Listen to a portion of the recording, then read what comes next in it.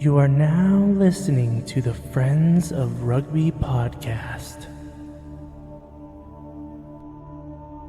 Relax your anus. Balls.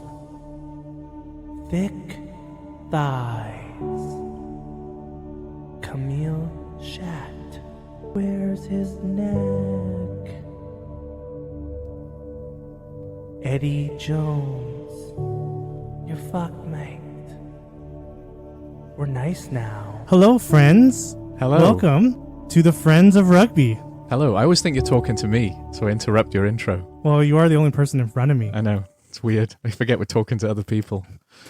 Do you want to do your beloved intro? It is Sunday, February 4, 2024. Who says 4 like that? David Lynch, the famous film director, and ever since I saw him do it, I copy him. He's my February hero. 4? It sounds awkward. No, it sounds... Yeah, I thought that first, but then I started doing it. I thought I'm as cool as David Lynch Like now. February 4th.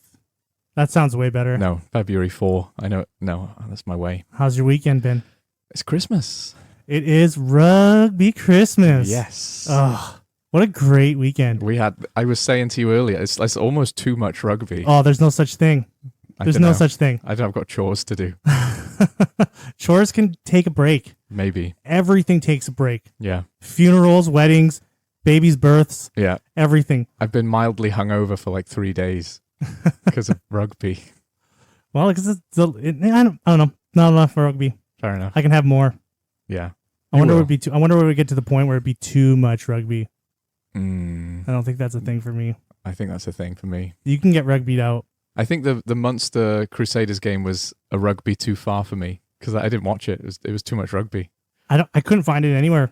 I couldn't watch it anywhere. Did they televise it? They must have, but I couldn't find it anywhere. I would have loved to have seen Lee Halfpenny play for the Crusaders in Ireland. That would have been cool. Yeah, that would have been pretty cool, eh? Yeah. Because he started. He did. Yeah. Yeah. But I think also you emotionally went through a lot this week and this weekend to the build up to the Wales game. That was the thing. I think I'm very emotionally invested. Like you were in some dark places in the last few days because you're just like building up for a doomsday. Yeah.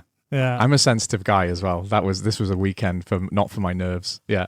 Oh, what an exciting weekend. It was a good weekend of rugby. It was though. a great weekend of rugby. Yeah. Should we start at the start? I think we should start at the start. Chronological order. Yeah. Yeah, we went to the pub, didn't we? We watched Ireland, France with a few chums. Yeah. We did. What do you think? I think this is a game that Andy Farrell will be really happy with. Yeah. Yeah. There was a lot of things. I think, how can I put this into words? Just how the game flowed. Like they were messy. Ireland were really messy at times, and then they fixed it. They corrected what they did was like they corrected their mistakes. Yeah. They built off of what was going wrong. Yeah. And kept moving forward. And I think that's what Andy Farrell wants to see because there was a lot of, there was different combinations and stuff like that. So there were some cobwebs to work out, and they worked out that stuff.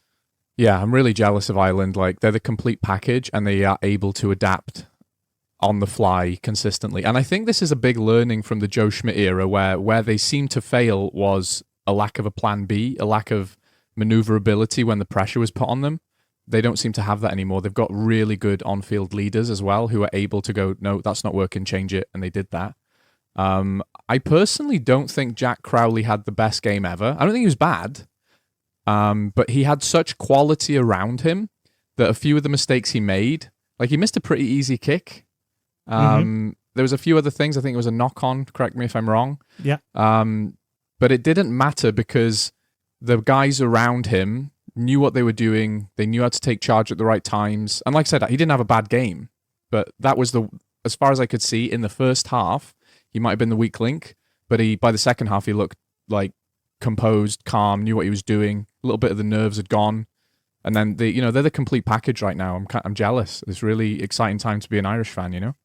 I thought this was the perfect game for Jack Crowley. Yeah. I think if I was Andy Farrell, I would be very happy with Jack. Yeah. Because he did make some mistakes at the beginning of the game. He looked a little frantic. Yeah. And then that could destroy a new guy. Yep. because he had a lot on his shoulders, the media on his back, and there's a lot of other Sexton, 10s, right? The new Sexton taking over Sexton, so there's a lot of pressure on him. There is, and the mistakes that he made early on that could have destroyed a regular player. Yeah, and the fact that he kept his head on his shoulders, and kept correcting his game and growing into the game. Yeah, you couldn't be more happy about that. No, and I think the second half he looked great. That was he really made a statement. He did. That game really solidified his position at 10. It's going to be hard to take that away from him now. Yeah, short of an injury, why would you have anyone else, right? Yeah, I would still like to see Andy Farrell. I know he won't because it's not really his style. I'd like to see him take on like tryouts like Frawley. Yeah. Or Harry Byrne, but I don't think he will. He likes consistency in his teams. This is the problem with Ireland, though, is you've got to give he could get an injury, and you've got to have someone who's capable of stepping in. It's the perfect environment to bring someone in as well. I don't know. From what I'm seeing, I think he's just really good at introducing players. Yeah. He molds them into the team. He does. Instead of like emergency dropping guys in. Yeah. He like soothes them in. He just massages another player into the position. Yeah. Here you go, and then okay, now you're part of the team. It's a great environment, though, isn't it? They love it. I know they love Andy Farrell. They do. He's a nice guy. Yeah, he's a great guy, isn't he? And it's such a good environment because there are so many senior leaders on that field that regardless of how you're playing, your team isn't going to do terribly. You know, I remember games where if you rattled Sexton enough, Ireland could lose. I don't see that happening these days. You could have a child at 10 and be playing badly, and the rest of the team would support them enough so that it's not going to make a huge difference. Another thing that I noticed about Ireland compared to the other teams this weekend is that they have kept their momentum from the World Cup. Well, they're the only team. It's almost like they haven't skipped a beat. They're just right back to where they were, and they're just building on that. Yeah. So that was a really positive note to take because a lot of the other teams this weekend looked messy. There was a lot of messy play. Ireland were messy too. They took a lot of penalties. They did. Every team's going to have a purple patch and a rough patch in a game. It's hard to have a perfect game. But they grew. The growing that they did in that game was impressive. It was. You're right. It's really hard to see anyone winning the Six Nations this year other than Ireland. They're just so structured. Yeah. They're just the foundation that they're going off of is just incredible. Yeah, they're light years ahead of everyone else. This is going to be, I hate to say it, an easy win for them. I think they've already won the Grand Slam. I don't think it's going to be an easy win because even though some of the teams looked a bit messy, I think a lot of other teams are trying new things. Like Farrell's building off of what he's been building for the last few years. Yeah. And he's continuing with that, so that continuation was working for them. And a lot of new teams are trying new things out, a lot of new players and stuff like that. So they're having to grow. It's going to take a little longer to grow into their game. Yeah. So, but yeah, Jack Crowley, like I thought he had a great game. Besides his I'm not saying he had a bad mishaps, game. Yeah. Like he's even physical. He's getting in on the tackling too. Yeah. Like he's super impressive. And sorry about that. We just had a dog incident. Yeah. Dog and a bone. So I didn't have a bad game, I don't think. I'm just saying that if there was a weak link, he was it for about 30 minutes. And even then, it wasn't that noticeable. I think, the other teams, I think all of the other teams are in a genuine rebuild, particularly Wales, maybe England as well. Scotland are pretty established, but Scotland they just haven't... are kind of like Ireland. They're kind of moving with what they've been building off the last couple of years. They're pretty similar too. They are. They got the most stable squad, but they don't have the depth Ireland do in case of injury. But that's always the case, isn't it? So also, what was really impressive was Ireland's lock situation is good. Yeah. To have like Joe McCarthy, who had a game. They're coming for South Africa with their line of locks, aren't they? Yeah. Yeah, Joe McCarthy had a good game. Tyburn had a good game, and then you could bring on Ryan Baird and James Ryan if you wanted to. Yeah. Like, wow. Yeah. That was like, you're just like, you felt safe. Yeah. Like, that's who you're bringing on? James Lowe? Man, he's really like, his defensive work, like he had some really good... He played like a flanker, didn't he? Like really smart, intelligent plays. He's like reading the offense really well. There's like one where he like ran out of there was like a line out and he ran out from the line out and like he read that pass, made the tackle, and then had a turnover and stuff. shit. All right. Dog incident number 2. Yeah. James Lowe, very good. James, yeah, but He didn't play like a winger. He played like a flanker. Like he was winning turnovers, shooting out the line, like holding guys up in the tackle. He's so strong. Yeah, he had a good game. And I think he didn't need a good game, but there are a couple other wingers in the mix who are kind of, pure wingers, fast, evasive. That's not what you think of when you think of James Lowe. But he had such a good game doing other stuff that you think he's got his spot nailed down now. well, I remember like when he first started showing up for Ireland, the biggest criticism of his was his defensive work. Yeah. And you can see that he's worked on it over the years. And that's the criticism of basically any new winger ever. But he's strong and big enough that once he's figured it out, you've got yourself a tidy defensive winger as well, right? Yeah, he'll definitely be missed when he's gone. Yeah. Because he puts in a shift like every game now. He loves playing for Ireland, doesn't he? Yeah. And Calvin Nash, what an intro. Yeah, he had a good game. Yeah, I think this was his second. This wasn't his first appearance for Ireland. Right. I think it's his second one. I could be wrong. Okay. But he scored his first try. I know First that. international try. Yeah. Yeah, that's pretty cool. Yeah, and he just filled in. Like, he didn't even miss Hansen. No. So, and Hansen hasn't been in the Ireland Hansen squad who? for all that long, Hansen who? It's been Andrew Wills and Keith Conway for years. Yes, it is. Yeah, Calvin Nash fits that role like really well. He even kind of runs like them, the head down, shoulders up run. Yeah, I thought Furlong, he had a better game. He looked a little more spiced up, a little more energetic. He doesn't look like the tired old sack of potatoes that he usually. I saw him getting stuck in at some breakdowns. Yeah, so maybe they've had a little rest. The scrum is still a bit of a shaky thing. I think the scrum they can do some more work on the scrum there. France have some monster props. Yeah. So that's always going to be.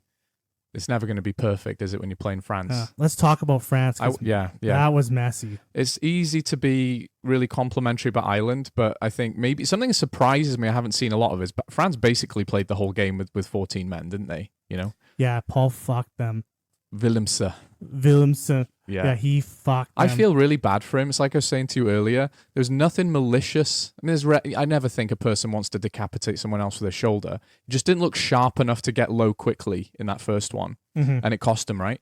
And then, of course, if you get another yellow, that's a straight red. So it felt like a bit of bad luck. I do feel bad for the guy, It was lazy play. It was lazy. It was him being lazy. It wasn't sharp. Yeah. I doubt he'll play for France again. Oh, 100% he's never going to play again. And he wasn't supposed to play this game, was he? No, because he wasn't in the original squad. They just took so many injuries. They've got a lot of injuries, France. So I think that's worth pointing out. I think that is, they have a lot of injuries. Missed Dupont badly. Yeah. What they didn't look. There was just like a lack of connection. Yeah. In the offense. Yeah. Tell me about what Dan Biggar was saying. The wise Mr. Biggar. Oh, Dan Biggar was saying that the reason why they look so tired is because how many minutes these guys play in the top 14. Yeah. So that's hurting France too, because these guys work. The top 14, you're working. It's like working in a factory. It is. 9 to 5, you're clocking in, you're clocking out. Like, they play so much. The Indonesian sweatshop of rugby. It is. It is. Like, this is like fucking making pants. Jesus, yeah. And, that's a problem. It is. And contrast that to Ireland, who have this perfect alignment, right? If you need a break to play for the international team, you're getting it. Everything's perfectly aligned. They do. I know the Welsh teams do that too. Scotland teams do that too. Like the URC really takes care of their international players a lot more. They do. Yeah. The Gallagher and the French league definitely are notorious for just, tanning the players regardless of what's going on. Because I remember a time back in the day, like, oh my God, I forgot his name. Rugby Jesus for Wales. Shane Williams? No. Alan Wynne-Jones? Alan Wynne-Jones. That would be like times like before the Six Nations, he just disappeared for the the previous 2 months. Yeah. Right? Because they're saving him. They're putting him in his like chamber. That was the same for Sam Warburton. He barely played for Cardiff, right? He was just a Wales player for most of his career, And that's the difference. Like the URC players, like that's where they come in with an advantage too, because of how well they're taken care of in the league. Yeah. When it's going up into the Six Nations. Do you think that was a factor? Do you think France were tired? Do you think the players had just been working too hard post World Cup? Maybe because they haven't stopped. They gone straight from a World Cup, straight into the top 14. Like some of them played like the next week, and didn't stop. Yeah, right. And I know a lot of these players want to play. I just think I think a lot with the players missing and the players introduced, that cohesion was missing with them. Do you know what France looked like? A team of training panelists. No, I'm joking. But like, I felt like Olivon had a good game. Aldrit had a good game. Yeah. But they just didn't have a chance to show what they can do. There was a real discrepancy. There was a real contrast between the players, like in that team. There was the players that really wanted it. Yeah. And then there's the players that were there. Just fucking knackered. Yeah. That you could see there was like, the half the team wanted to win this game and the other team just wanted to make it through the game. That's what it felt like. Yeah. Right? There was like, so like Aldrich is playing his heart out. Yeah. He was as well. I felt the same with Olivon, like carrying hard, just carrying the team a little bit. It's sad because for me, this was the decider of the tournament. And had we had a really close game, I would have thought one of those teams, the winner of one of those teams, is probably going to win the Six Nations. Ireland won it convincingly, and I think they've won the Grand Slam now. The gap between them and everyone else is so big. You know, England are in this weird spot. Wales a bunch of children. Scotland just don't seem to have the consistency over an 80 minutes. Italy have got no hope of beating Ireland, let's be real. What I see for Ireland is this competition is actually just going to get harder. You think so? Because everyone's targeting them, you think? Because they're getting their new systems and their new combinations put together, and so as this tournament goes on, I think it's going to get harder and harder and harder. But you've got to contrast that with the teams that are playing them who are already in kind of shambles comparatively. Like if they're figuring out their shit, Ireland have already light years ahead in terms of figuring it out. But these are professional players. They are, and they're used to like adapting quick. Like that's their job. And you know what the Wales Scotland game, which we'll talk about in a bit, showed me that this is still a game of sport. People can still beat anyone on the day. Mm-hmm. The odds are stacked against you in certain cases, but at the end of the day, it's a game of rugby. It's never a done deal. So I think there's an element of truth to that, but it's hard for me to see anyone beating Ireland right now. Is what I'm saying. Don't get me wrong. I'm with you there. I agree with you. That Ireland have this tournament. Yeah. But I don't think it's going to be as easy. They're not going to walk through it. They're not going to walk through it. I think there'll be two more teams that are really going to give them a go. Right. And that's England and Scotland, presumably. England and Scotland, maybe Wales? I can't see it. I don't think Italy is going to do anything, but no. Yeah. Let me just check my notes. I think I'm good. Yeah, that's my feelings for the game. Yeah. I think as well, I wanted this to be a Titanic clash, and I feel like I've Rob. had, when you go to one of those fancy restaurants and you get like a single scallop with a bit of vinaigrette on it and a leaf, and you're still hungry after. Yeah. I feel like that. I feel like that was, classy world quality rugby, but I'm still hungry. I wanted like electricity, Yeah, it was really a game for only an Irish fan to really love. Yeah, I mean, if you're French, you'd be miserable after that, wouldn't you? Because that was, that's your time to like put your stamp on it. We're still here. We're still competing after the World Cup, despite an early exit. We've still got that passion. And I would hate for us to go back to that old cliche of which French team's going to turn up. They've still got an amazing quality. Let's be real. That red card screwed them, right? It can't be overstated. That ruins games. Yeah. And it was a fair red. Yeah. It was 100. Both of those were yellow card incidents. You give them the red card, not disputing it, but it did kind of kill the contest a bit. It was kind of surprising how like not prepared they looked. They looked undercooked, didn't they? Yeah. And a lot of teams start Six Nations slow. And France have historically been guilty of being real hot and cold. The thing is, the Ireland team are mostly Leinster players who play high-level rugby week in, week out with huge squad depth, and you can replace quality for quality. So you better be playing 80 minutes against them. Otherwise, you haven't got much hope. They're so well aligned, right? You've got to be on your A game. What did you think about Tuilagi making his debut? He looked good. One of my criticisms of him in the under-20 Six Nations was like, they've just got him on the field because he's fucking massive. But he actually had a bit more rugby nuance in this game. He did his job well. He was scrumming well. But then in the loose, he was carrying well. He wasn't throwing blind passes. He looked smart, which he needed to be to make that step up. So I hope they give him a French passport. Yeah, I think I agree with you. He had a decent game. Yeah. He did a shift. Yeah, he did. There wasn't anything too exciting. I think his athleticism needs to really be discovered. Yeah. Yeah, because he looks a little sluggish, I think. He reminds me of Will Skelton. Like, he's just so big that you can't coach speed in that sense, right? Like, Yeah, he's got to come into that part of his game. It's got to be like unleashed. yeah. Like there's like a level missing. I thought there was like that's like this next aggressive monster level that he hasn't got up to yet. Yeah, that's right. And you that's a coaching responsibility, Also how to use confidence. Confidence as well. Yeah. But you've got to have him in the right place, the right time to make those big carries. I remember Billy Vunipola for England when he was young and he was big, like he was a wrecking ball, and Saracens used him really effectively. England used him effectively. Eddie Jones came in and he must have lost like 10 kilograms or something, and he looked lean and powerful. So guys of that size, the coaches have a big responsibility to use them correctly. If they don't use them correctly, they're just a big lump sometimes, right? Because they're not going to be sprinters, are they? So you've got to have them in the right place at the right time. Yeah, because I think that's what, because like France really excelled at was taking some huge guys that don't look like they'd be able to be that athletic. Yeah. Like Uini Antonio. Yeah. Right? He doesn't look like a very like athletic player, but he's a monster on the field. Yeah. He did look a little tired on Friday, though. That was what was missing from France. France were going to beat Ireland with passion. Because as much as Ireland are a quality team, and they are passionate, what you see when France are playing well is just like they're dying for that jersey, right? And that was missing. Also the DuPont. That was actually a thing. I didn't think it was going to be a thing. I thought they would be able to work around that. Well, they didn't miss him. But having him not controlling the offense. Yeah.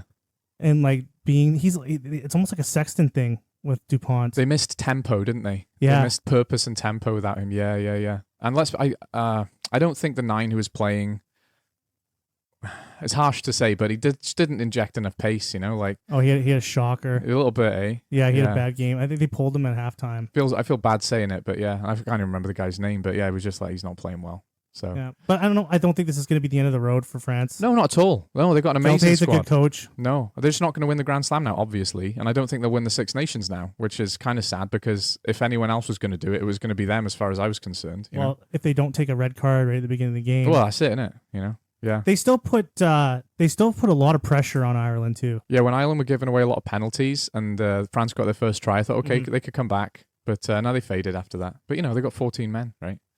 There was a period where Peter O'Mahony went off for a yellow, and I thought, okay, this is your chance now. You got to put at least 14 points on them, and France are capable of doing it, but they just, not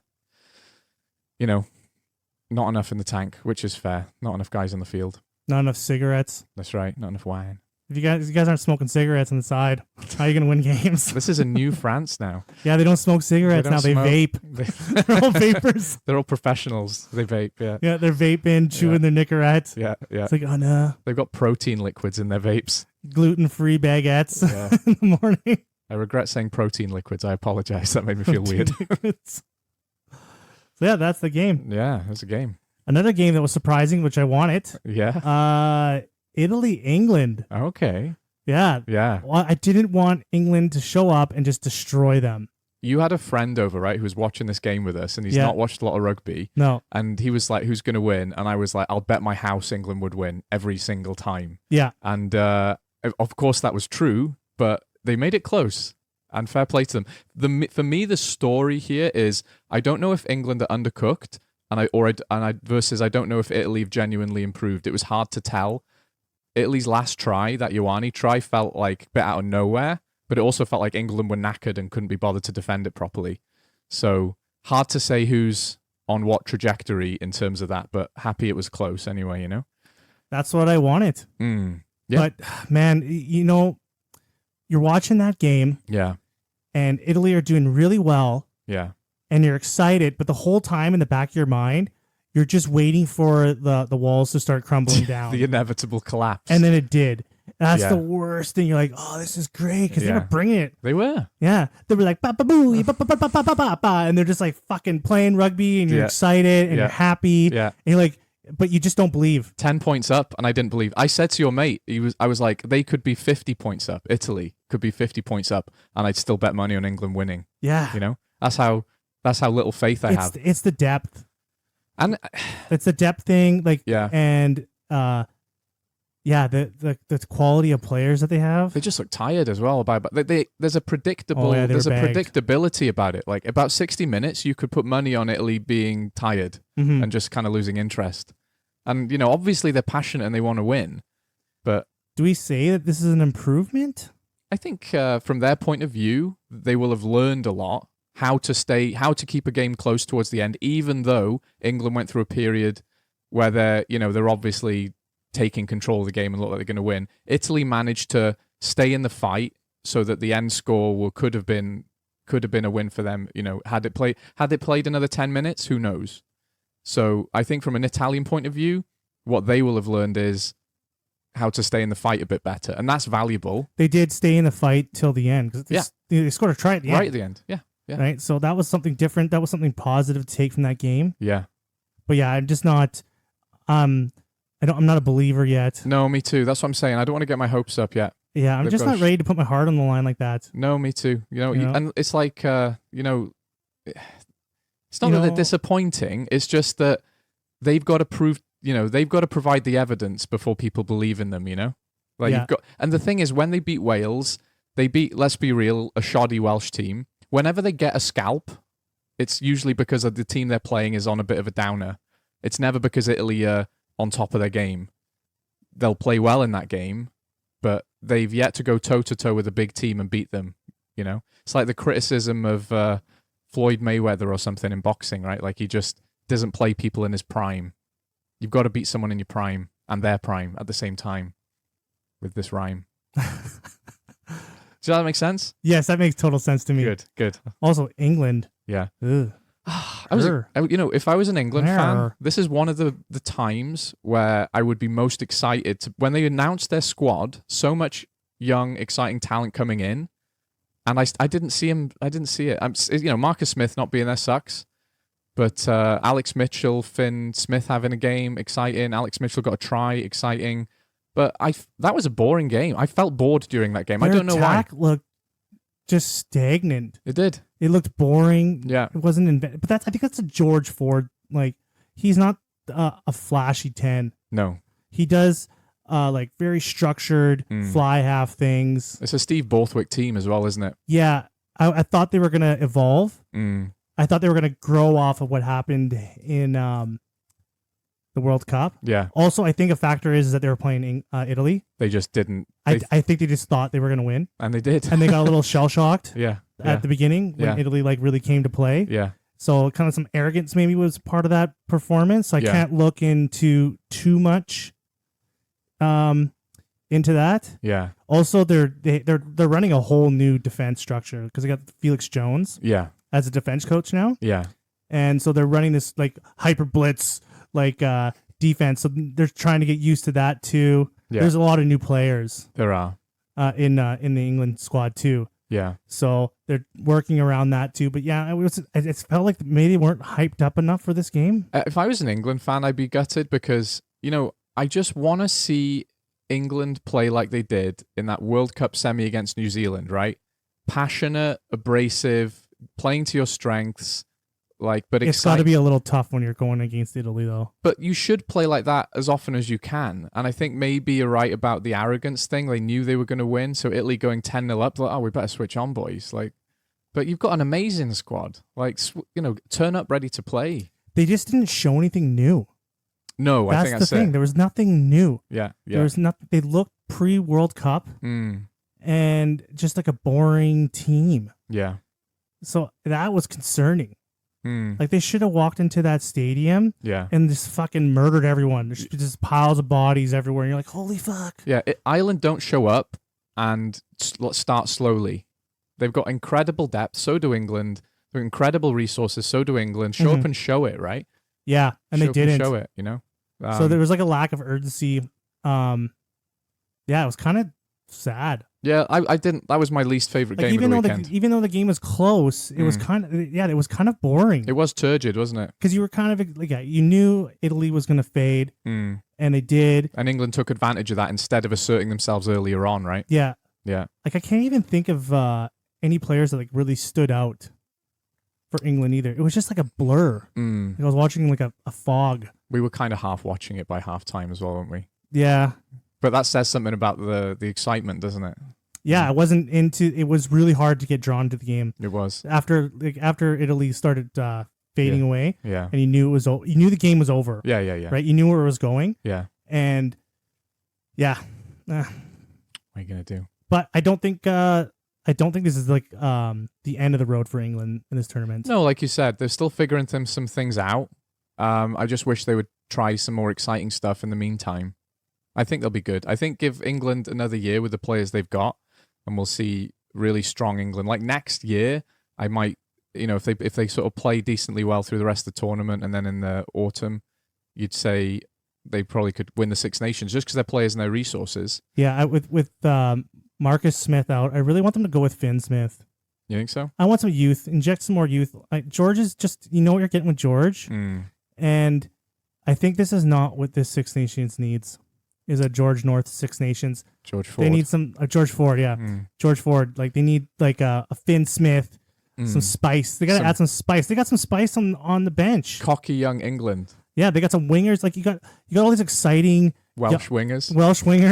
And then you got Elliot Daly and George Ford, and it's like it's boring. It is boring, right? Isn't it? Yeah. Like use those guys, get them out there, get them playing, right? So there was Ethan Root. He had a really good game. Mm-hmm. Like that was a step up for him. Yeah. You got Marler and Dan Cole still playing as well. These guys are ancient. Yeah, they're playing well. To be fair, doing their jobs, but Yeah, we gotta get. I guess that aging out thing we gotta get out of our heads. Yeah, there's a lot of good players playing into their like 30s, mid to late 30s. The exception is props, though, right? Keane Healy was. Keane Healy showed up, didn't he? Yeah, and he had a good game. No, props age like wine. Everyone else retires at 30. Props can keep going. They just get bigger and stronger. Who was that guy that came for England that we both had no idea who he was? Cunningham South. Yeah. I feel bad because I was just like, it felt like, who the hell is this guy? I had no idea. I was like, who is that? I had to Google him, and I was like, who's that guy? And he's just a Harlequins player who's been playing really well. And I've been sat here going every week, I love the Gallagher Prem. It's the best league. I don't even know who this guy is. I feel bad now. Yeah, this Bolter. Yeah. I thought he made some good impact on the field. Yeah, he looked good as well. Yeah. I was like, who's this guy coming out of nowhere? Yeah. This is all scary. Their center pairing, Henry Slade was pretty decent. He was good. He's in form right now. Yeah, he's in form right now. Yeah. So, England, eh? England. You know what I want England to do is double down on the whole everyone thinks you're arrogant thing. Swagger in with your boys. Just smash people, Yeah, that kid that like has to walk out with you and you hold their hand, just push him over and walk out. Yeah. Rub his face in the dirt. Right over. Yeah. Get out of here, stupid Be kid. mean. You know? Like, we ruled the world. Let's kick some ass. Like, do that they kind gotta of thing. start doing the whole the wrestling bully persona. Yeah, who's the bad guy? Was it Triple H? Was he good? No, he's a good guy. I think he started off as a bad guy. But they got to start playing the villain a little bit more. That's right. Run in, spoil the Royal Rumble for everyone. Like you guys are always talking about how everyone hates you. Yeah. Like double down. Revel in it. Yes. Like double down. Do some pantomime villains. Yeah. You walk out when you're walking by the ref, pants them. Yeah. And then push them over and laugh at them. That's right. You know the worst thing Stuart Lancaster did for the world is make England palatable. He was like, no, we're nice now. I don't want you to be nice. Be villains. It's awesome. Shaking hands. Yeah. Kissing babies. Flowers. Yeah. Screw that. Fuck some people up. Taking pictures of fans. Yeah. You guys would be crushing beers, pushing over kids, pants and refs. I want to see Steve Borthwick next week go, we've recolonized India. Fuck you. Then just rock up with some absolute monster team. Yeah, that's what we want. And there's like rock music too when they're coming out. Oh yeah. They need to change the anthem too. Yeah, they do. Yeah, it should be Metallica as their anthem. Neverland should be just some random metal song. Yeah. They're all just like bonging their heads when they're singing the anthem. Like, yeah, I'd love that. They all have matching tattoos and shit too. Yeah. On the anthem, on a more serious note though, do you know the song Jerusalem? It's a poem by William Blake. No, I don't know that. I know that's a bit of a niche question. Anyway, if you're an England, how would you ever think that I would fucking know that? Well, if you're an England rugby fan, you would know this song because it's like this beautiful song about England, and it's a quality like stirring song. It would be an amazing anthem, and a lot of English fans want it to be the anthem. I think. I just don't know how you go about changing your team's anthem. Ireland have about 5 or 6 on repeat, don't they? They've got like a Spotify playlist of anthems. Yeah. But they got options. England have to stick with this boring one. It only ever changes when a monarch dies. Yeah. It's just not, you just can't get excited for it. No, that's it. You don't get hyped up. Like New Zealand have got a haka and an anthem. Yeah. England have got this like boring ass. They got a fucking war dance. Yeah.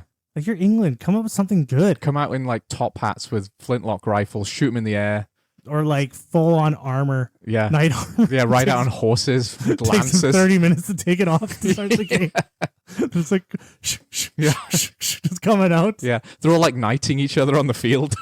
I dub thee Sir George Ford. Yeah, more of a spectacle. Yeah. Yeah, Borthwick is, it's everything that people have been talking about, how like the boring Borthwick. Yeah. It really it's true, shows, isn't it? Like, it's kind of true. Stop living up to expectation. And well, if he can keep coaching like that, and the game's just going to move on from him. Yeah. That's the danger, problem. isn't it? That is a danger, because there are some innovative times in rugby, aren't they? You know, with the interesting bench splits and the calling for a scrum when you've called the mark. Like, I think people start were playing worried, with the rules. People were really worried about like Andy Farrell being like that For Ireland? Yeah, because he was like Joe Schmidt's like guy. Protege. Yeah, protege. Yeah. And Joe Schmidt's an ultra controlling, conservative rugby coach. Andy Farrell's a leaf on the wind, mate. Yeah, he's always evolving. And I heard him in an interview the other day about talking about his coaching style. He's so confident as well. Yeah, isn't and they're he? like, oh, those speeches he did for the Lions. He's like, oh, those I don't really do those anymore. Kind of grown as a coach. Those are kind of put on. Yeah. It's like almost rehearsed. Yeah. He's so unpretentious but so confident. Yeah, he wants to grow. He's positive masculinity in a human. And he's mentally strong. He is. Oh God, I know. God damn. I know. God damn, Andy Farrell. No wonder Owen Farrell's such a gobshite, like living in that man's shadow, like the perfect man. Yeah. How do you live up to your perfect dad? The only thing you've got going is not a broken nose. The rest of it, your father is doing everything better. There's probably like when Owen Farrell wakes up and he goes to the bathroom, there's like a photo of Andy Farrell on the wall. Yeah. And he starts yelling at his dad. At least my nose is straight. Yeah. I'm good too.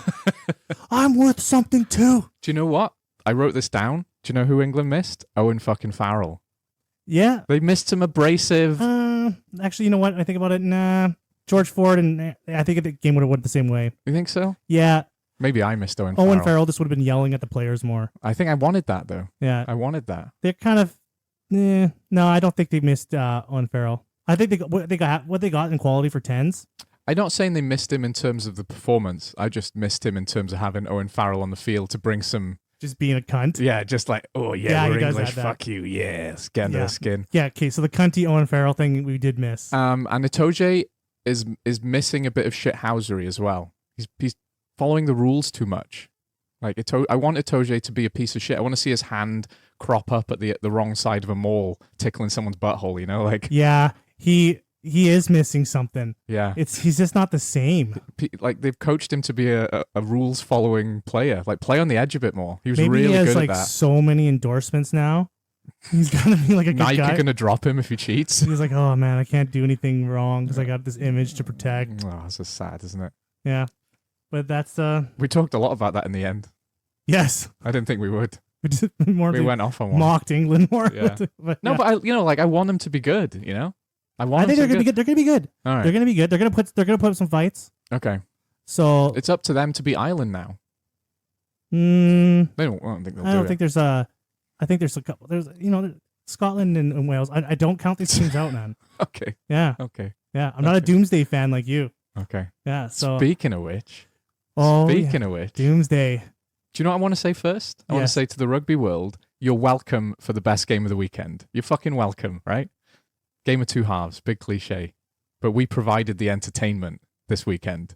You know, you did. It was the game of the weekend. It was the 100% the game of the weekend. And we're talking about Wales, Scotland. Yeah, we always knew it would be good. Give me your thoughts. You want a buffet of thoughts right now? Because I've never seen a human being watching a game go through every single emotion a human being can go through. I know. In 80 minutes. I know. You went through every fucking emotion. That was a hot mess. I think the overall feeling after that game is because your girlfriend is a Scotland fan, and she was cheering for Scotland. I was cheering for Wales. Was that bugging you? Was that getting under your skin? No, I liked it. It adds to the flavor. You know, I want that. The end of the game, we both kind of looked at each other and went, we're both happy, aren't we? And she was like, yeah, we won. And I was like, yeah, we learned a lot of stuff. It felt like no one lost. That's right. I feel like I read a lot It's like everyone got what they wanted. I never seen a game like that where everyone kind of got what they wanted. Yeah, right. Like we're all winners here. Wales got the moral victory. We learned a lot of lessons. Scotland got the Cardiff monkey off their back after 20 odd years of not losing not in Wales. They have won in Wales, but not in Cardiff in the last 20 odd years. Yeah. I think that I read a lot of comments from Scottish fans where they're like, even when we get the monkey off our back, that felt like a hollow victory, i.e. it's shite to be Scottish. Mm-hmm. kind of vibes. Like they can't even win and be happy about it. That's them saying that in some comments that I'm paraphrasing, not me. I think Scotland are being a bit hard on themselves. Yeah, they collapsed in the second half, but I like to think Wales showed up as well.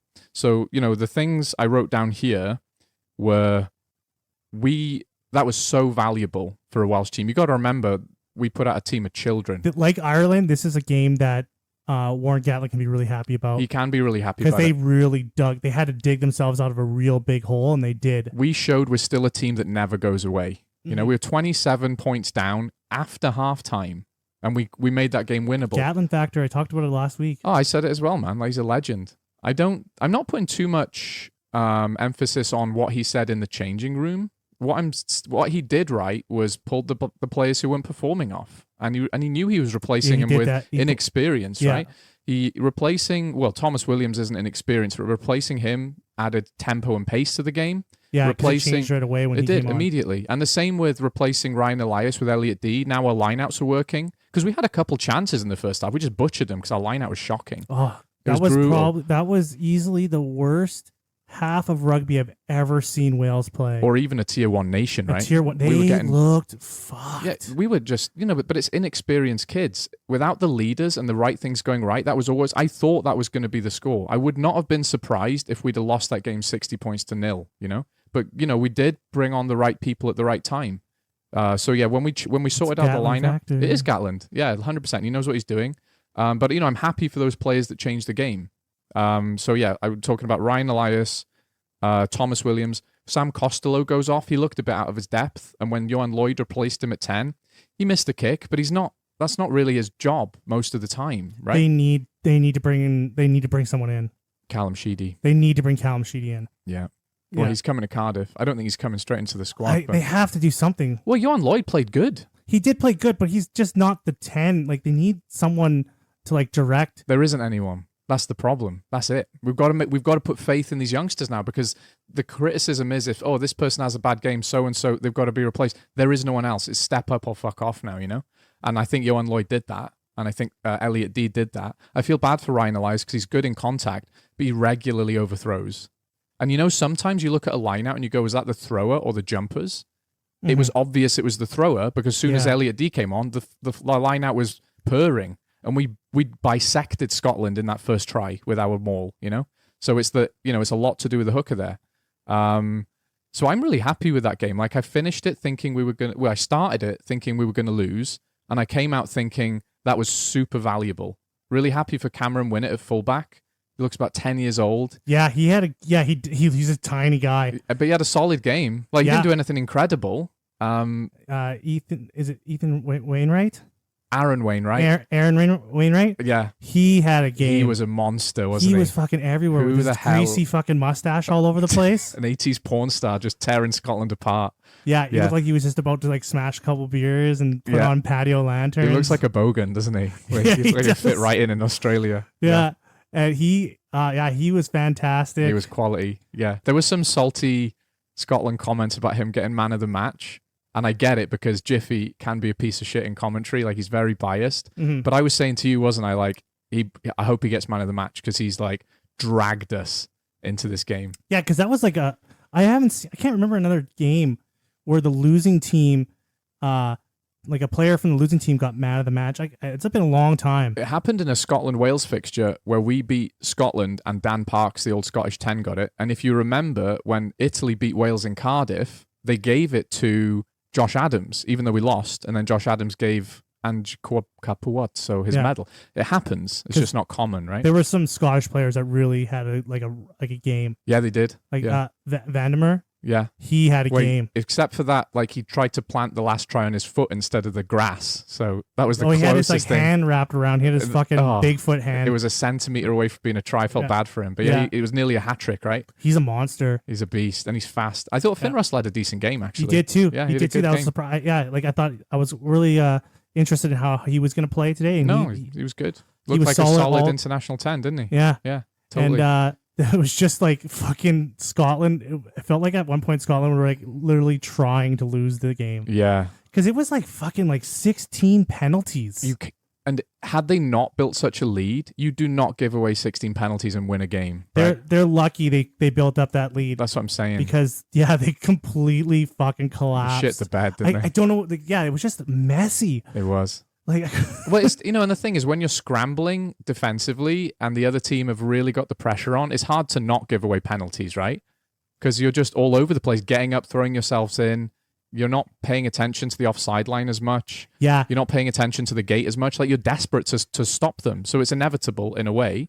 Well, the tempo from Wales in the second half was such a drastic change. It was night and day, wasn't it? Yeah. It shell shocked Scotland. Like, they were under so much pressure. Yeah. Like, they probably were, like, no one was prepared for that. No one thought when that second half started that Wales, like, were going to, like, do anything. Go full beast mode. Yeah. And just completely change. They completely changed as a team almost. It was a completely different team. It was night and day. Right? Yeah. So, like, they were, like, Scotland were shocked.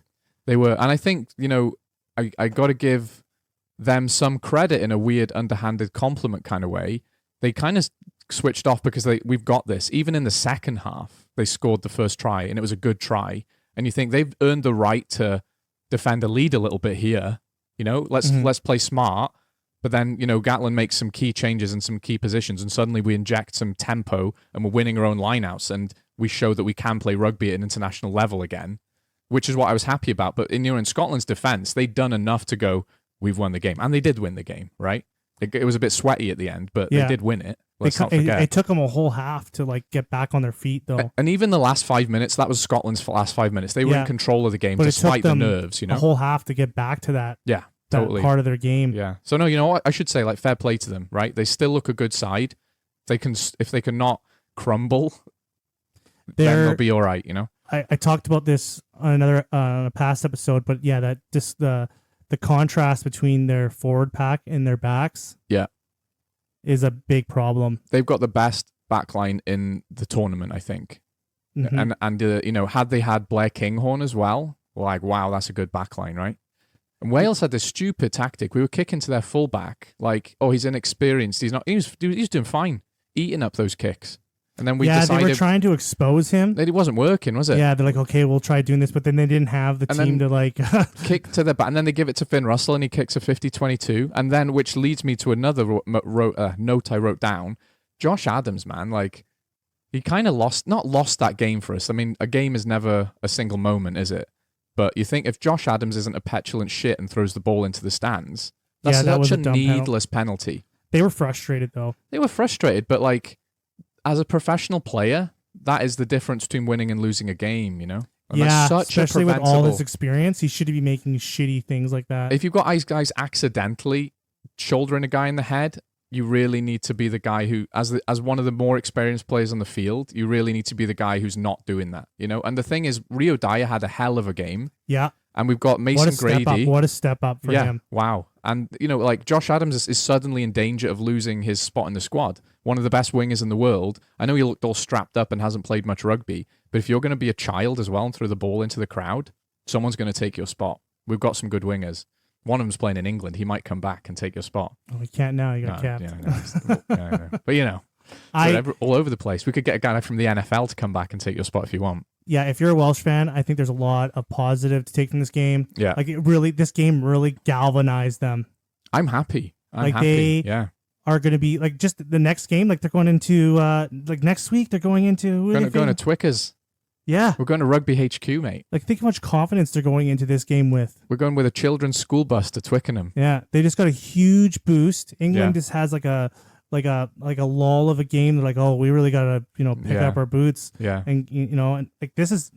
Yeah, I think this is good. I think Wales are going to have a good tournament from this on. Well, I think, to be honest, and I've said this a few times, I'm kind of in hibernation mode. I'm happy to take a lot of losses because we are the ultimate in rebuild mode team, right? Mm-hmm. Like, 3 players were starting compared to... Like, that's the only consistency from last year. 3 players. That's mad. Something special is happening there. And after that game, I'm very confident with Wales moving forward. I'm not. I think there's gonna be some big plays. I'm still worried about their 10 situation. Yeah, they need a 10 if they don't fix that up. Yeah. Maybe, but Do you know what I liked as well? Our scrum. Sorry, I interrupted you. Scrum. Yeah, Like, that was good too. Yeah. Like our scrum looks solid. I'm really happy with that. We've got some scrum penalties for us as well. Oh, the confidence that these guys have going into the game next weekend is going to be massive. We've got to. They must believe they can do anything. Oh, stop it now! I've never seen in my whole life. I've never seen such a switch. Right? Like a team just getting their ass fucking kicked. Yeah.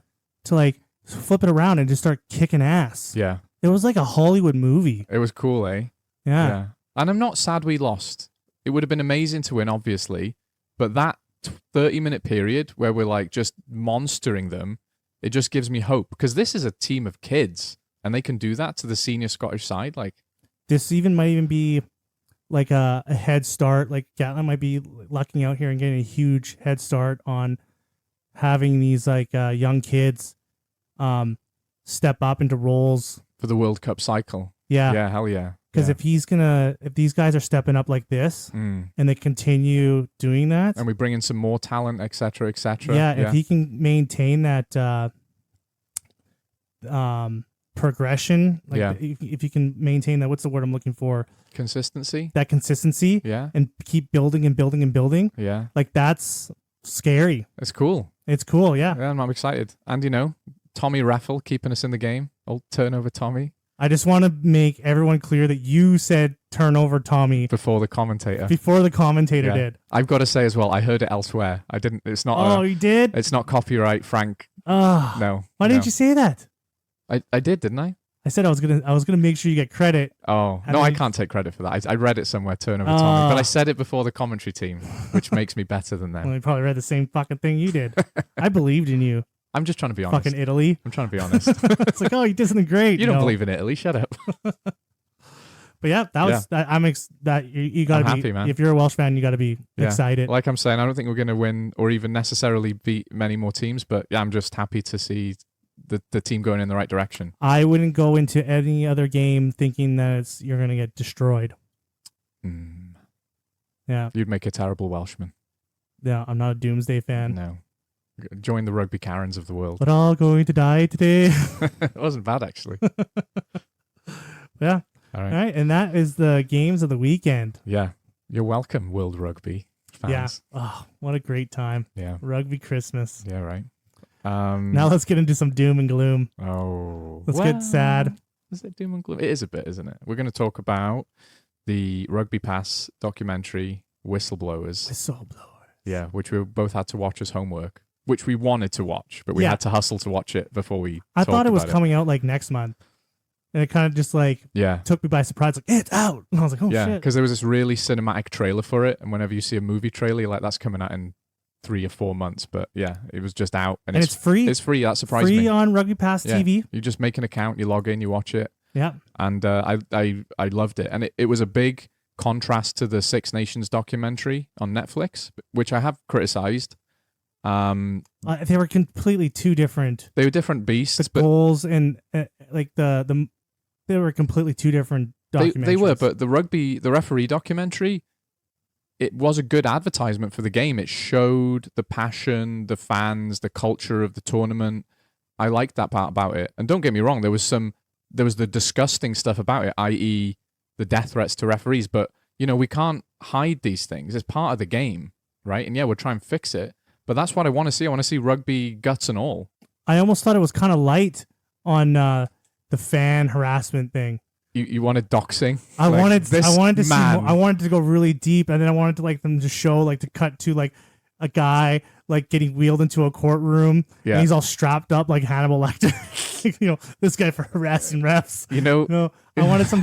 I thought it was actually a little light on the fan harassing thing. Kind of like they kind of highlighted it at the end and at the beginning. Yeah, right at the beginning. Yeah, right at the beginning, it starts off hot, and you're like, "Oh, here we go," and then it kind of goes into kids are being threatened. That's horrible. Yeah, it kind of goes into the refs like Super Friends Club. Yeah, and it was kind of like this documentary was a lot different than I thought it was going to be. Actually, it was really sad and depressing. Sad. It was bleak. It was bleak. Like, it was like isolating. Yeah, like you're watching these guys and they're so lone. Yeah. And they did it like the way that they were like when Wayne Barnes is like watching the games and he's like in the dark. Yeah. Like it's only a little bit of light on his Just the face. light of the monitor. Yeah. And he's just sitting there and he's just watching the game. Yeah. It's like, what the fuck? And, like, it made them like seem like they're just really lonely. They're just all alone. Yeah. Like you're watching Agnes Gardner, and he's like running around on the field, and he's like practicing and shit. Yeah, doing it on his own. Yeah, and he's practicing. And he's having imaginary conversations with people. He's practicing the conversations, and he's going over the movements. Like he's practicing the moves and stuff like that. It just looked so lonely. Do you ever go for a walk in the park and there's like some lunatic and they just stood there in the middle of the park on their own singing or something weird or doing like kung fu moves on their own? And if I walk through a park and I see like a referee imaginary talking, okay, that's enough from you two, or it's a yellow card next time, I'm like, this guy's fucking nuts. We're gonna go. I didn't see it that way. Yeah. Okay, I saw it this way. Like he's just literally having a whole conversation by himself. And do you know what the funny thing is? He's even lifting his head up, imagining that the players are taller than him. That's the level of detail he's practicing. Like I never thought that like a ref would practice like that. No, it's mad, isn't it? But they're on their own team. Yeah, I'm not disrespecting it. I get it. It's just like if you saw that, you would just be like, let's leave this park. This man is going to murder us. You just gather your kids like, come on, let's go. Don't look him in the eye. Ignore him. Do not look at him. Yeah. Don't give him money. And like the pressure that they're under to succeed. Yeah. Like on how the selection meetings and stuff as well. It's like, sorry, you didn't get to, and the guy's genuinely gutted he couldn't referee the quarterfinal, right? Fair play. How badly they want it and stuff. Like I didn't know the competition of being a ref. Yeah. The pressure. Like there's a lot of things I didn't ever think about. Totally. There was a scene in it, and they don't go into a lot of detail, but they've got the picture of the ref and they've got colored circles next to them, and I imagine there was like a green, a yellow, and a red, and I don't know if that's what it means, but it looked like that was their rating for the game. And you can even see there's pictures of refs on there, and they've got like a red spot next to them. The ref management team don't shy away from it, right? That's obvious. They're like, honesty is their and it has to be, right? You have to be the most objective person on the field, so you better be good at accepting criticism. And like every single one of them takes it so seriously, and they're so good at taking criticism on board, but it still hits them in a human way. You know, I didn't realize referees were real humans who bled and had families. It opened my eyes, you know? It's like, oh, these people are humans? Yeah, right? It was like the type of person that it takes to be a high-level ref. Nuts. Like that is nuts. Immense respect. And it's also the type of person you don't want having like massive criticism from friends, because they take it so hard. Yeah. And so the only person that can do this type of reffing is the same person that will like take all these comments from online to heart. Yeah. Right? Yeah. So it's kind of a catch-22.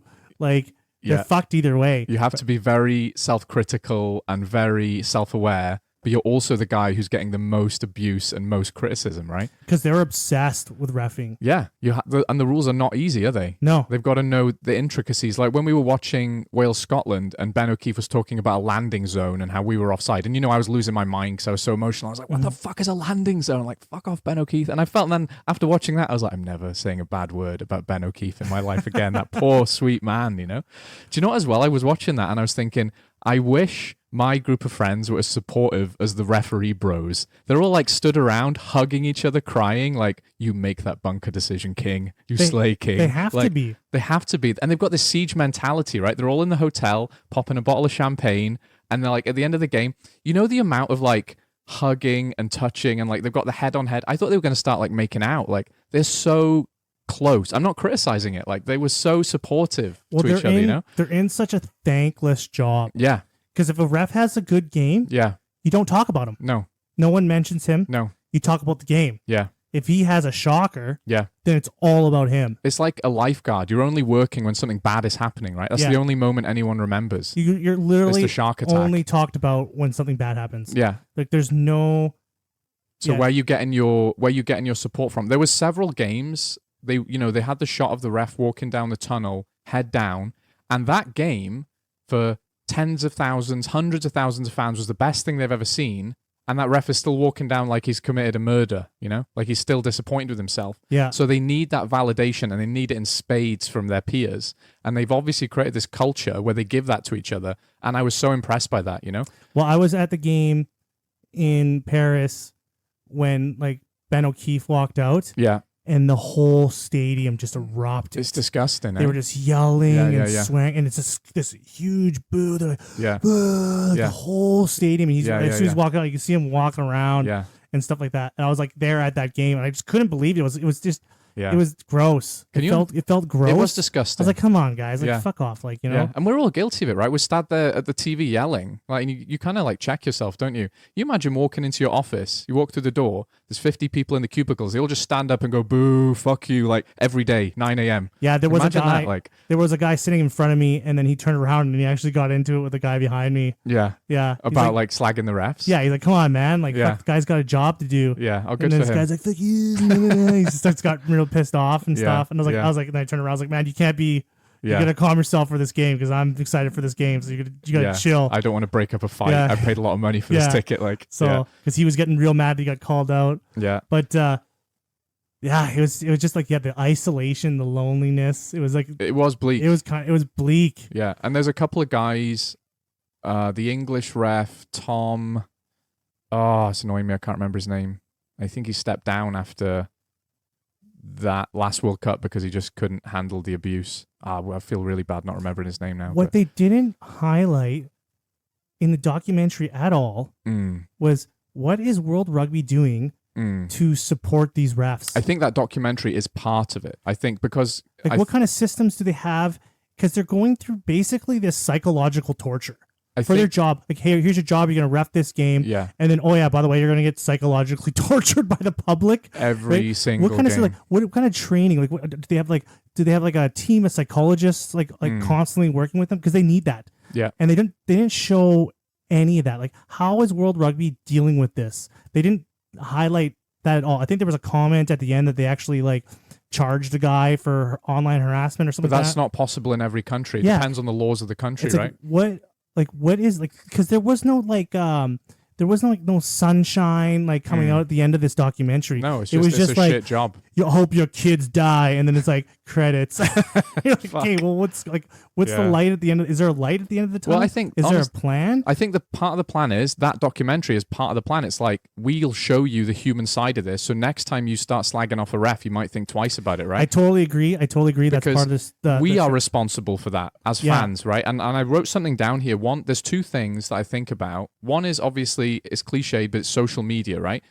That I can message someone I've never met who's reffed a game and insult his family and threaten to murder him is wild. And that's relatively new societally. And another thing is that it is creeping into the game more, I feel. It's like cheering for another team's mistake rather than cheering for your own success. So, for example, if I see one of my own teammates get nearly decapitated, they go off for a head injury assessment, and then the ref shows a red card, the team cheer for that. They're like, yes, he got a red card. And they're almost forgetting the fact that one of their teammates is sat there pissing blood out of his head with a concussion. Why are you cheering for that? Mm-hmm. That's not something to cheer about. Cheer when you score a try. Right? Even cheer when you win a turnover. That's an achievement. It's not an achievement that the other team has nearly killed one of your players. Why are you cheering about that, right? So there's a responsibility definitely on us as fans to be nice. There's a responsibility on players to stop this kind of showboating about shit that doesn't need it. I guess you kind of make a good point. Like, the targeting us, part of their plan to deal with this is actually putting this out. Like, hey, you know what? Let's coach the fans. Yeah. Yeah. You know, that's actually kind of a smart idea when I think about it now. Because it did really work. It really it worked on me. It also showed the sacrifice that these refs make. They're in shape. When you become a ref, you sacrifice being a fan. Yeah. You can't be a fan of rugby anymore. You remember, even when they're watching the games, they're almost reluctant to cheer. They'll just be like, oh yeah, that was good. But you can tell there's a rugby human in there going, that was fucking awesome, let's shout. I did think it was cool that Wayne Barnes was when he was watching the South Africa-England game. Yeah. He wanted South Africa to win so he could ref the final. Oh, you think so? Yeah, because he said because he's not allowed to ref England. Yeah, so it's if England wins, he can't ref the final. What a conflict, eh? Yeah, so I was just watching, I was wow, he's can't even cheer for his his home country because he wants to do the job. Yeah. And you have to be so objective about everything. You can't be a fan anymore. You sacrifice being a fan. They do. And I think what the documentary showed well in that same respect is that these guys like rugby just as much as the rest of us. They're not someone who walked off the street and were like, we'll show you this game, can you ref it? 'Cause we need to be really objective. No, a lot of them are ex-players. A lot of it. Wayne Barnes has been reffing since he was 15. He obviously loves rugby, and he's not allowed to show that. Isn't that mad? The common thing that a lot of them said in the documentary was like the same term. Rugby has given me everything. Yeah. Rugby's given me so much. Yeah. I met my wife because of rugby. Yeah. Right? They love rugby. So they can't just walk away from it, can they? Like, they hate this job. They're not just going to apply for a job in HR, are they? Like, that's their life. It's like, I don't know if we're being too dramatic, but let's keep doing it. It does feel like a fucking huge sacrifice. Yeah, it is. You know, I think you're sacrificing being able to enjoy a game in a certain way that we're all allowed to enjoy, except for them. They can't enjoy it that way. Yeah, this is kind of a fucked up thing to say, but can you imagine if a ref suffered enough abuse that they like committed suicide or something, right? Like, that would be enough to make even the most miserable, angry piece of shit fan who's messaging them to go, okay, this is messed up. Obviously, we don't want it to get to that stage. Hopefully it never does. But this documentary is coming at the right time to go, there's a problem here, guys. Fans, you need to think about what you're doing. And obviously there's people who've got a phone in their hand who are just drooling psychopaths who are always going to be death-threatening assholes, right? It's weird watching like a documentary where you are the antagonist. Yeah. We are the bad guys. We are the fucking villains. Yeah, I've said some shit about refs. I've not tweeted them, but I've sat in my living room going, that motherfucker, like, and it made me think about it. It really made me think about it. And what I'm always thinking about now, since yesterday, since I watched it, is those moments where someone is awarded, someone given, not awarded, a red card for what could be a dangerous action. And I'm thinking, that wasn't malicious, get a fucking grip. But it's always about the players, isn't it? Mm-hmm. It's always about the players. Those referees, like, they're just officiating. That's all they're doing. It's hard not to get triggered by some calls. It is. And like, even when I was watching the documentary, and then they were showing some like previous calls, I was getting triggered. I was like, oh, it brings up those feelings, doesn't it? And you're like, I remember that. Like, fuck, you should have called that. Yeah. That was the wrong. And then, you know what I liked as well is it showed me that what I've been saying for a little while is the bunker system is a good thing. Yeah. Because what they do is they bring over the linesman, they go through that process, and they go, so that's going for review. And you can see immediately that takes so much pressure off them because they're not stood there in front of 70,000 people going, do I have to give this guy a red card? They're just going, is it enough for a yellow? My job is done. I can keep reffing the game. And a man in a box who's not being yelled at by a million people can figure it out for me. That's amazing. And yeah, I thought, it takes the pressure off the ref. Yeah. It also opens the door for different types of refs. Like, there's some guys that can't, like, maybe they're not physically able to run around on a field. Yeah. But they're still really good refs. They can still really read the game really well. Yeah. So that opens up a pathway for them. Or maybe they're just like, they don't have the confidence to get in front of thousands of fans. Yeah. Or even maybe they're in a wheelchair. You could be a TMO if you're in a wheelchair. Like, so that's like another like exciting like pathway for, like, you know what? If I want to be a rugby ref, I don't have to be running around on the field. Yeah. I don't have to be getting screamed at by people. Yeah. I can be hidden away. Because also Jacko Piper's injury, right? That was brutal. And he's crying. And he obviously can't run around on a field anymore. But if he still feels up to it, he could probably sit in a chair and TMO, Yeah, that was sad too. It was sad. And I could feel like it's just like his whole world was crumbling they around were him. gutted. That was the biggest takeaway for me, actually, like you said already, just how much it means to them, right? It's not just a day job, right? It's their fucking life, And they were all like crying and supporting each other. Yeah, I feel fortunate that we got an insight like this. Me too. They got to start doing like other positions in rugby that we don't ever look at. In America, they have like Veterans Day. Do you think we should have like Referees Day? Where we all wear like a poppy or something. And instead of shooting guns, there's like a row of guys just kicking balls into the air. Yeah. We all wear a little pinny with a whistle on it, like and kick, and kick. The 10 kick salute. I'd do it. Yeah. Hey, you don't put up your fucking Christmas ornaments before fucking Referees Day, okay? Just get real mad. Yeah, thank you for your service, sir. Thank you for your service. Every time you meet one in public, like, he's in a wheelchair. Like going into like grocery stores in the referee outfit. And everyone's taking off their cap, like, thank you for your service. I would do that. That's almost like what it felt like. I would do that. Yeah. So no, I want more, but maybe you can do a documentary about maybe what about the equipment manager guy hauling all the bags? And it's such a brutal story. Like, it's just bleak and horrible. Yeah, his whole family is just like living off his salary. Like, where's my fucking bags? Oh, sorry, I'm gonna come. Doffing his cap. Just by himself. Hey, water boy. Yeah, but I definitely want to see some I'm really interested in what World Rugby is doing to psychologically help these refs. And I think what you're saying there is valid, but I'm saying that we need to be we can't just be like World Rugby. This is your problem. No, it's rugby as It's everyone's culture's problem. It's everyone's right? problem because you're never gonna stop. I don't think you'll stop. I think this documentary will help. Yeah, quite a bit. Yeah. But you're not gonna stop them all. Those guys that make those comments probably didn't even watch the documentary. No. Right? No, they're already so fucking. They probably don't even watch rugby. They've tuned in for one game a year, and they're just some psychopath who's like hammered drunk, who's just a piece of shit online all the time. Like, there's always going to be wankers, isn't there? Yeah. There's always going to be wankers. But you know, you were saying right at the start when we were talking about this, like, you know, you wanted to see, or you were surprised there wasn't more like juicy death threat comment. We're not talking to the guys who are doing it. Maybe we get like, you know, when they're like an informer in a crime documentary, and their voice is like, yeah, so I was, and they're like, their face is blacked out and their name's anonymous. I've been abusing refs for 9 years now. Yeah, I called Andrew Brace a piece of shit on Twitter. Like, here's another tweet. Yeah, I just get a rush. It's all blacked out. Yeah. They've pixelated his face, like it's like in the ghetto of fucking.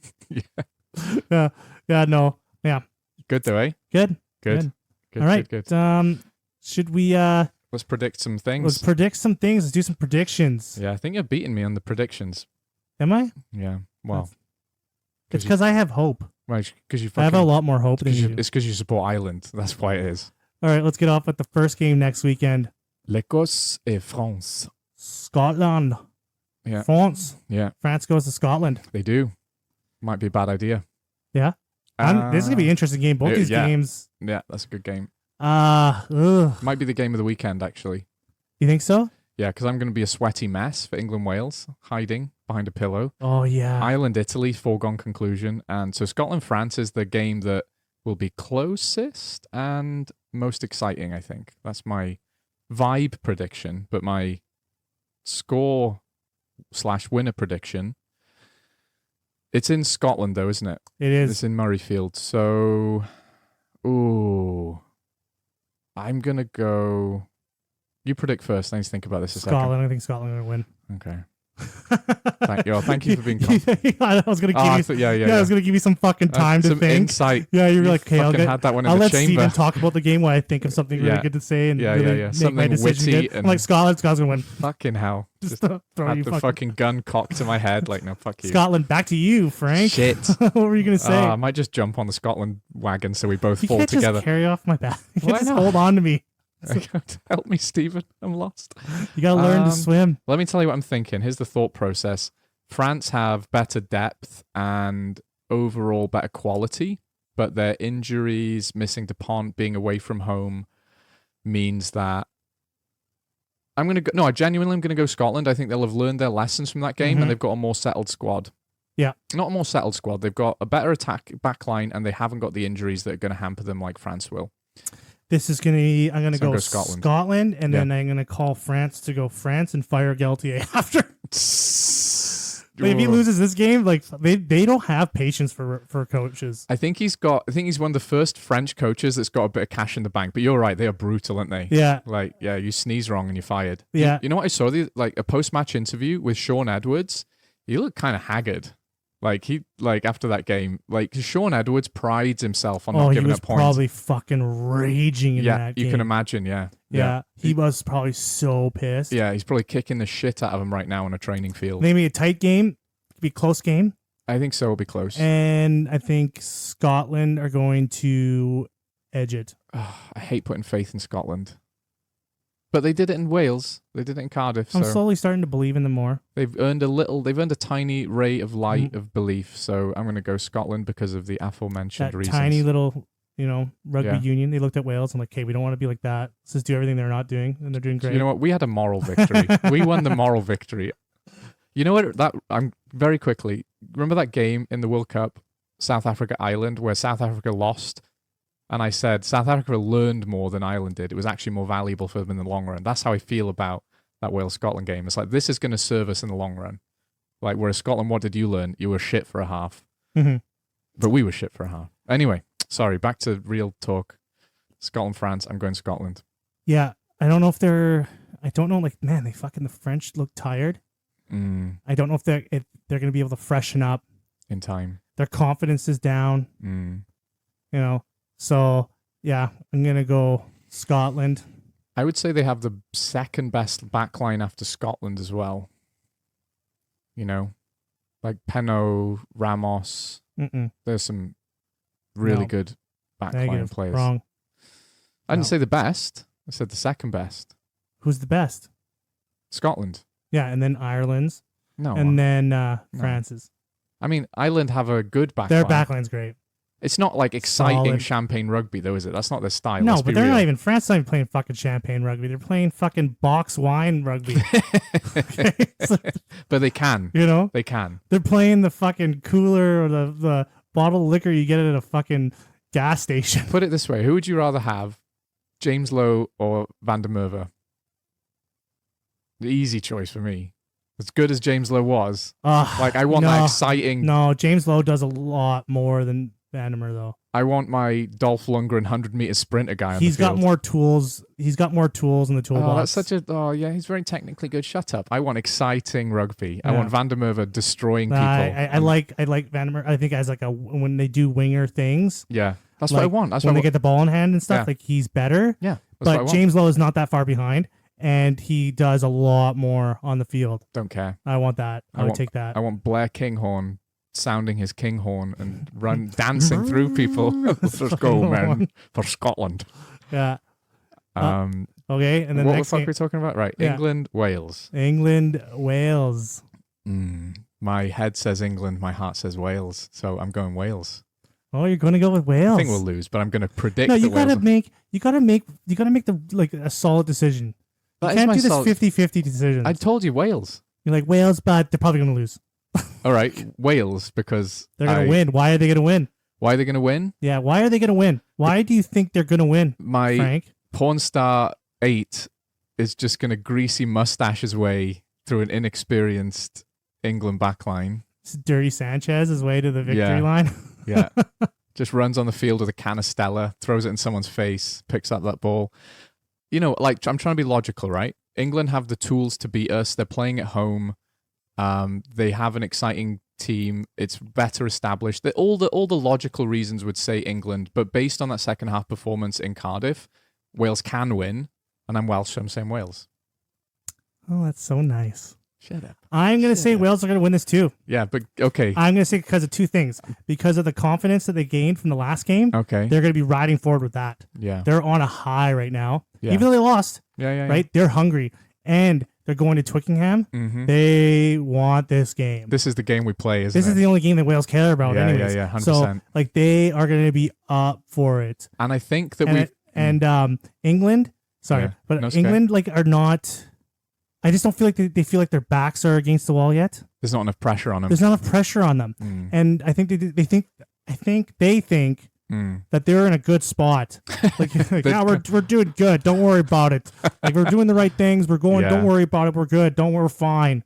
Right. That is an English problem, I feel, is when you see the post-match interviews and they scrape by Italy. They've done this so many times. Like the captain and Borthwick and the manager will always be like, shut up, that was a good game, we played well. Shut up, stop slagging us off. We beat Italy fair and square. It's like, we know you did, but you can do a lot better. Yeah, They kind of delude themselves sometimes. Yeah. The passion alone. I'm going. Yeah, I got to go with Wales. There's just too much passion. That's the word. Just going to beat them with our throbbing passions. Yeah, if I dig into my toolbox of my 13-word vocabulary, passion is going to win this game. You're not wrong, though. And I Yeah. think if we start the right people this time, I would start Elliot D. I would start Johan Lloyd at 10, honestly. I know he's like a tiny child, but I would. And I might even drop Josh Adams. I might even start. That's exactly the kind of thing Gatlin would do. I wouldn't. Gatland likes punishing people when they do stupid does. things. I wouldn't change No, but it all. Rio Dyer, Mason Grady, like they're good wingers. Mm. Do you know what will crush me though? Is if Boboso the scores a try. Judas Fee Boso scores. Oh, my couldn't God. handle it. I man. really hope that happens. Oh, I need to see that. Oh, I couldn't handle Oh, it. I really hope that happens. 'Cause Please. they're going to start him. They're going to start him just to don't. fuck with you. No, they probably will. Yeah. They probably will. Just to grind. But I think that would galvanize it wouldn't galvanize me because I'm a sensitive armchair fan. But, I think the players who are playing against him, that would fire them up. And you don't want the Welsh fired up. So I would actually not start him so that it's more like, don't give him a reason to fucking come they're to gonna town. start him just to fuck with you guys. That's not, you don't want to prod the dragon, Yeah. like, So Yeah, I really and if they don't and I don't know, like it's like they England's got that new like they're working on that new defense too. The super blitz. The super blitz, the hyper blitz, It's so dumb. the ultra blitz. What the fuck is that? And so I don't know if that's going to be ready yet, if it's fully cooked. Still, you know, in Zoolander where he's like working on Magnum for years, he's like, it's not ready yet. Just gonna whip it out one day. The super blitz. It's just blitz. It's the same. Bring out the hyper blitz. So yeah, if they pull their shit together, they can win this. Of but course they can. I just don't think they're going to pull their shit together yet. They haven't got enough passione. No, Okay. they're still playing boxed wine rugby too. I'm going Wales. I'm going Wales too. Let's go. Yeah, I have faith. You're the worst person for hyping me up. Like I believe it now. I hate believing it. I'm just squidge rugby. Don't give me hope. Don't gaslight me. That's when you get the squidge. Oh no. You just got squidged. Oh, I believe. I believe. Shit, why do I believe now? All right. And the last game of the weekend. Well, it's definitely a team starting with I. Yeah. Yeah, probably one of those guys. It's double Ireland, man. Ireland, Italy. Not even close. I think, Ireland are going to win this game. This is a training run. Yeah. But I think it's like. Do you think they'll start the training panelists? Give old Prendergast a go? See, this is the only thing I can hope from this game. And Ireland going to win this game. Oh, yeah. The only thing I can hope for is that Andy Farrell experiments a little bit in this game. That's what I'm saying. Try the training panelists. Give them a shout. He's not going to. No, he's not. He's going to he might give Harry Byrne a little go. He's injured. Oh, he's injured, isn't he? Yeah. I wouldn't start. I don't know if you'd start Jack Crowley. Like you maybe want to keep his momentum going. Yeah. Or do you want to give him a break and put Frawley in? No, I think 10 is the position they have to stick with to give him as much game time as possible. I think Crowley starts. Yeah, 100%. Yeah, I really want them to give Frawley a shot though at 10. But this isn't the I know you would do that. You don't want to This is not the year. Give you don't Crowley want to fuck as up much the game momentum time. that Jack Crowley has. He needs either. to build confidence in that position. I would start Finley Beelum because I think the props They probably will. need to rotate a bit. I would start James Ryan. Jack McCarthy played so well that you'd probably start him. So I'd probably have James Ryan, McCarthy to rotate that a little tiny bit. In the back row, obviously, when you captain Mahoney. Did they take Jack Conan? I think they did, didn't they? Yeah, they did. Probably give Jack Conan a spin. Maybe start him. That's what I'm saying. Yeah, start him. I'm going through the whole bloody team now. I don't think you do much. I think else. you start Calvin Nash again. What was wrong with Ringrose as well? Is He he injured? Yeah, he took an injury. Oh, okay. He took a practice injury. Okay. So I don't know. They got. I think isn't McCloskey in the team? I think so. It was Ringrose, Aki, Henshaw, and McCloskey. Yeah, McCloskey. And fullback. I don't think there is another fullback. You know, maybe Jordan Lama, but yeah, because he hasn't played yet. Hugo Keenan's amazing, isn't he? Like I don't know why he'd bother with anyone else at this stage. I think you have to start since he's starting to actually get up there. He's world class. Let him play. Do you want to let him play? Well, I kind of want to protect him a little bit. He's so consistent. You don't have to keep him. Point. You don't have to keep him going every single fucking game. And it's different from 10 because he's already established enough that you can give him a break and let give someone else him play. a break. Put Jordan Larmer in there. Yeah, I'd give Jordan Larmer a go then. Yeah, put him in the fullback position. Yeah, just switch some things up a little bit. I want to see some switch ups. This is and then this is a good test for Italy to see where they're at. They're gonna get hammered. They're gonna get hammered. They're gonna lose this game, but try and stay in the fight would be my goal if I was Italian, right? Yeah, don't just capitulate. Even if you're losing, look like you're trying your best at 80 minutes, right? Yeah, they've got some weapons though. Like Ioane, he can score pretty much any time. They got a few good guys on that team. They do. So it's just the world class that was missing. It is, and they shy away from contact a bit after a certain amount of time as well, and it shows. And Ireland, physical, it's cliche, but they're physical, right? They're not afraid. Everyone's like every single one of them, even their backs, like they like a scrap, don't they? So yeah, I don't know what to say about Italy at this stage. Like, just try. You've got to work on being fit and in the game and passionate for 80 minutes. This is why we need South Africa in the Six Nations. No, if it's Georgia. Georgia's next. And Georgia. Yeah, you do. You just want another Italy in there? For someone for Italy to beat? But Georgia, yeah. Georgia could beat Italy. We need to give someone else a try to see if they can develop. We've given Italy like 10, 20 years, whatever it is, to develop, and they haven't. So let's give Georgia a spin. I'd put the box in. Portugal. Stop talking about the fucking Springboks. They're not in the Six Nations. Put the box in. Stop trying to make the Springboks a thing. Imagine how violent the Six Nations. It would just ruin it. It would just ruin everything. The fucking box holding up the Six Nations trophy. Grand gross. Slam. Go away. Disgusting. I like the Springboks. I just don't want them in the Six Nations. The All Blacks would be so fucked. That would be actually be worth it for that, wouldn't it? Just, yeah. They'd be like, "Oh, you guys are going? Who's going to play us week on week?" That's for Australian. It's like, who are you going to play against? They would be so fucked. Yeah. Yeah. But yeah, it would be so. The tournament would be like just every single team is a heavy hitter because you kind of have your off week with Italy. Right? Yeah, that's like, oh, okay, fuck, we have Italy, we can take it easy. Well, it's not for Wales. Yeah. You've got to take every game seriously. Yeah, they got that. They'll beat Italy. But that's that is the games. I can't see South Africa ever lead in the Rugby Championship. I want the Rugby Championship to be good, and now Australia have got Joe Schmidt in charge. It would kill the kill Southern Hemisphere rugby. It would if they came up. Yeah. It would really hurt the Rugby Championship. Yeah, it would suck. That's a relationship that should have never soured. That South Africa Super Rugby bullshit. They really should have catered to them hard. Yeah. It does seem like, and I will probably sound like a twat to a Kiwi, but it does seem like New Zealand wanted it all their own way, and then South Africa were like, well, no, then. Going. I don't know. Tell me if I'm wrong. I have no idea. But I have no idea. Yeah. I wish I hadn't said that. I'm going to upset our listener. So if he's I'll upset Phil. Sorry, Phil. Well, I think we covered everything. We did. Yeah, we covered everything. We got into it. Yeah, we did. Yes. Talked a lot longer about things that I didn't think we were going to talk a lot about. We made the ref documentary. We were too bantery. We should have been more serious. Yeah, you think so? I feel bad. Well, if you guys have any questions for us, or you want to talk more about the Whistleblowers documentary, yeah, we've got thoughts. You can email us at thefriendsofrugbypod@gmail.com. Yes. All right. Have a good day, friends. Farewell. Hey, bye.